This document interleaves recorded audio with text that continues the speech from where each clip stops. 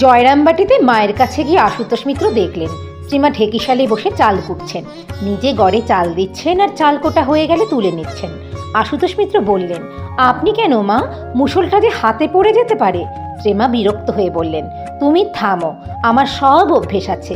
কিছুক্ষণ পরে আশুতোষ মিত্র দেখলেন মা ধুচুনিতে ডাল নিয়ে কলুপুকুরে কোচলে ধুয়ে খোসা তুলছেন।